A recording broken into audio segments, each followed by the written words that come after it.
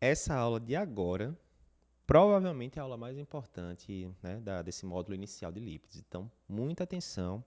É assunto que você vai usar todo santo dia no consultório e que cai na prova com bastante frequência. Então, ó, a gente vai falar agora sobre como definir o risco cardiovascular do seu paciente. Então, ó, qual é o grande problema?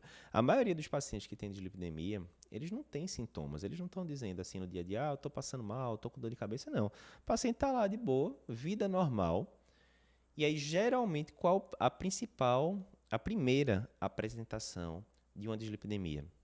O que é que vai ser? Tá, muitas vezes isso aqui, ó. Infartão com supra já, né? É uma doença cardiovascular estabelecida já, AVC, alguma coisa do tipo. Certo?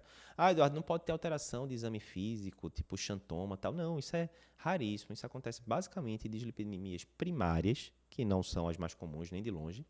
Então, dislipidemias secundárias, né, que são essas que a gente vê do dia a dia, por mais hábitos de vida, etc. Tal, o paciente não tem alterações de exame físico, não tem queixa. Quando ele aparece, já é a doença cardiovascular estabelecida. Lembrando que coronariopatia é a principal causa de morte no mundo e lembrando que 65% dos óbitos por infarto acontecem logo na primeira hora. Então, ó a bronca, né? O paciente já aparece, a primeira manifestação muitas vezes é o infarto, a maioria dos óbitos acontece na primeira hora. O que é que eu poderia fazer para evitar isso, né? E além disso, né, metade dos pacientes com aterosclerose, a primeira manifestação clínica vai ser o quê? Síndrome coronariana aguda. Né? Cerca de 50% dos pacientes com DAC já vai abrir dessa forma. Então, pô, eu vou ficar o quê? Esperando só o pessoal aparecer com infarto com supra, morrer e tal. Não tem nada que eu possa fazer antes para meio que tentar predizer que esse paciente tem um risco aumentado? Tem sim. Como é que eu faço para mudar isso? É exatamente o que a gente vai ver agora. Tem formas da gente estratificar o risco desse paciente e dizer, olha, ninguém, né, vai ver o futuro, mas do jeito que está agora, esse paciente tem um risco baixo de nos próximos 10 anos ter um infarto, ou tem um risco moderado, tem um risco alto, e assim por diante. Isso não é bola de cristal, né? A gente não está adivinhando o futuro, a gente está usando probabilidade, né? E a gente consegue calcular, olha, o risco desse paciente de ter infarto ou AVC, alguma doença cardiovascular mais relevante nos próximos 10 anos é de 23%, é de 15%. Então a gente consegue colocar um número.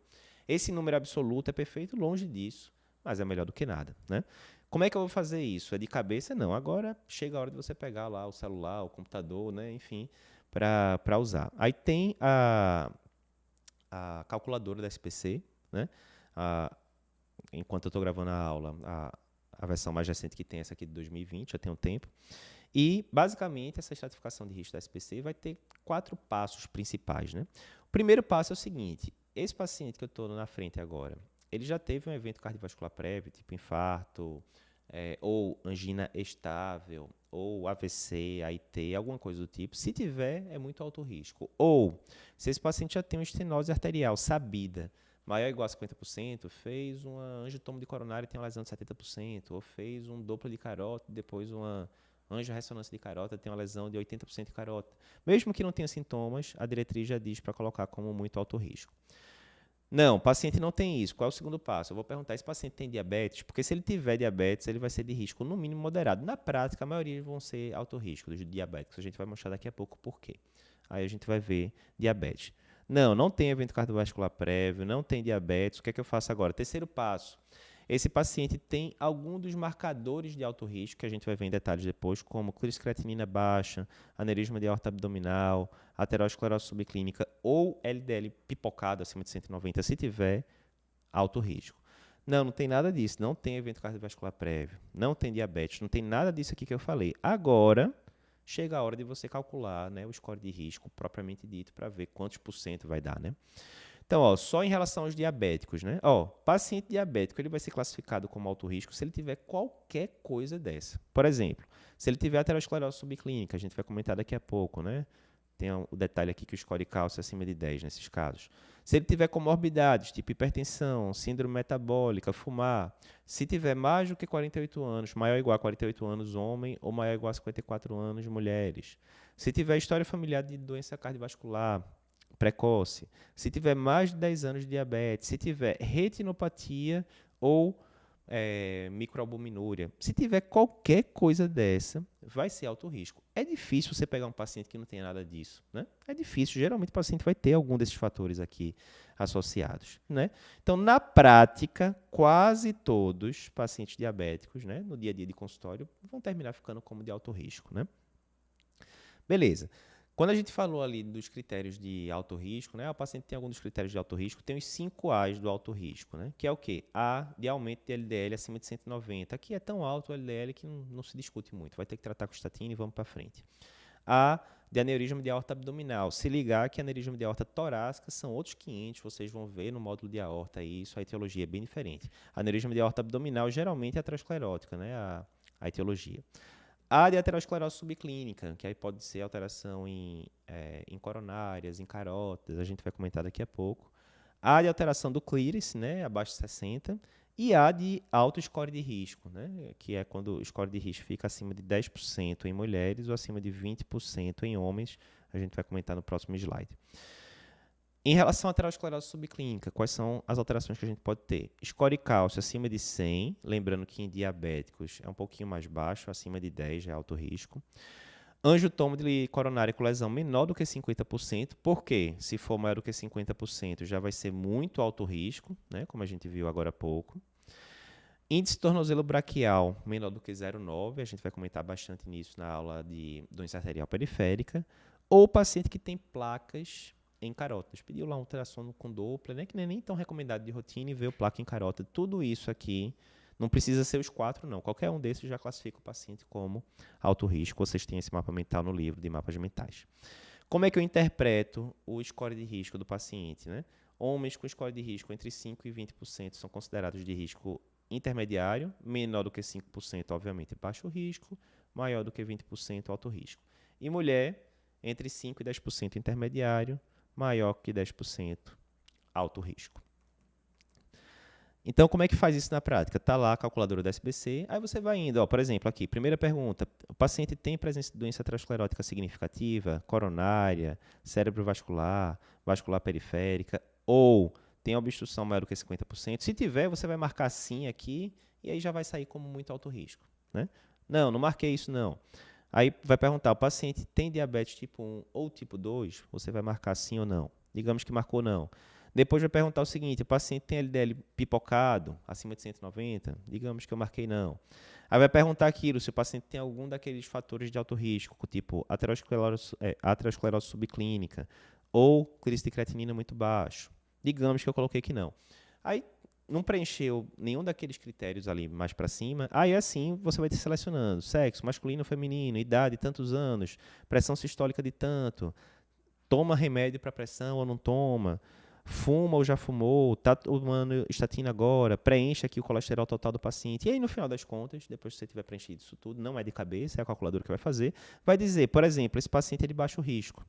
E sendo de baixo risco, a meta dele de LDL é menor do que 130, ou o colesterol não HDL é menor do que 160. E aí ele já dá, né, as diretrizes todas para você, né? Se eu já defini no começo que o paciente é de risco alto ou muito alto, acabou, não tem por que eu ficar calculando, colocando um bocado de dado na calculadora para saber qual é o risco do paciente. Olha, o paciente já teve um infarto prévio. Acabou, ele é muito alto risco, a meta de LDL dele é bem agressiva, abaixo de 50, acabou, não tem que ficar colocando idade de paciente, se fuma, se não fuma. Acabou, ele é muito alto risco, não preciso ficar fazendo score. Diretriz de 2017 não usa o conceito de fatores agravantes. Eu nem entro tanto em detalhes isso, né? Porque antigamente, quando a gente fazia, as diretrizes antigas usavam fatores agravantes e tal. Aqui eu estou só comentando para quem lê as diretrizes antigas. Se você nem sabe o que é fator agravante, esquece porque não usa mais mesmo. Vamos para frente. Esses scores de risco, eles tendem a subestimar o risco cardiovascular de mulheres, por isso que acima de 20% é que eu vou considerar homens como sendo de alto risco e mulher é mais baixo, acima de 10%. Por quê? Porque esse risco em mulher costuma ser subestimado pelos scores, né? Então dá uma ajustada. O grande uso do score, qual é? É nos pacientes que não são classificados como de risco alto ou muito alto e que não estão usando estatina. Porque se o paciente já estiver usando estatina também, né, a tendência vai ser você manter. Alguém, alguma hora achou que tinha indicação, né? Geralmente vai estar certo, enfim. Então, a grande indicação é essa. Outro médico já tinha prescrito estatina para o meu paciente. Eu não tenho os exames da época para saber se tinha indicação ou não. Como é que eu faço para calcular o risco cardiovascular, né? Então, a diretriz diz isso, que você pode multiplicar o colesterol total por 1,43 para meio que descobrir como é que era o colesterol total antes da estatina, porque eles fizeram uma média que boa parte das estatinas vai diminuir ali em 30% o LDL, que não tem a potência tão alta, então você faz meio que uma engenharia reversa para chegar nessa conclusão. Mas o próprio score já pergunta se o paciente está em uso de estatina ou não. Aqui é mais uma curiosidade mesmo. Paciente era de alto risco no passado.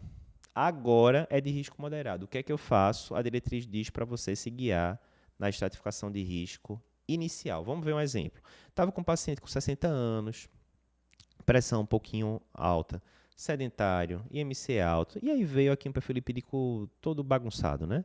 LDL de 151, colesterol total tendendo a alto, glicemia de jejum alterada, enfim. Calculei o score de risco desse paciente e veio alto. Veio alto.